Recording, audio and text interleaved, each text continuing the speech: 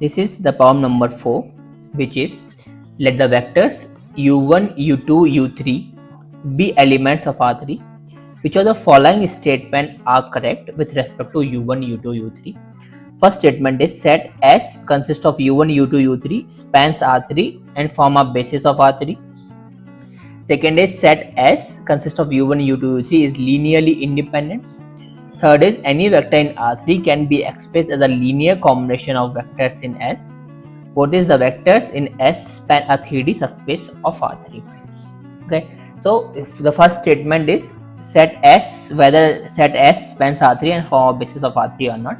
So we'll start with the first statement, and we know for set S to be a basis of R3, it must satisfy the two conditions, which are linearly independent and spanning. Okay, so first checking the linearly independent condition, that is finding the determinant of u1, u2, u3. If the determinant is equal to 0, then the set S is linearly dependent set. If it is not equal to 0, then the set S is linearly independent set. Okay, calculating the determinant of u1, u2, u3, we get determinant is equals to -5.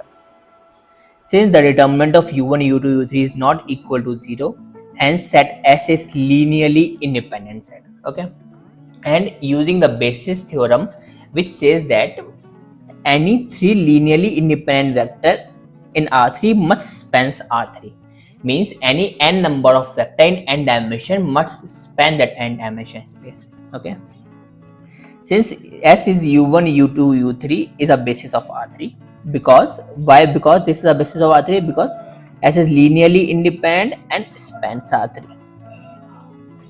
Okay, so set S spans R3 and form a basis of R3. This is correct. Set S is linearly independent. This is also correct. Any vector in R3 can be expressed as a linear combination of vectors in S. This is also correct because S spans R3. So any vector can be formed by the linear combination of vector in S. The vectors in S span a 3D subspace of R3. This is also correct because why? Because a 3D subspace of R3. Okay, if we see 3D subspace of R3 is R3 itself, hence S spans R3. Therefore, this option is also correct. Thank you.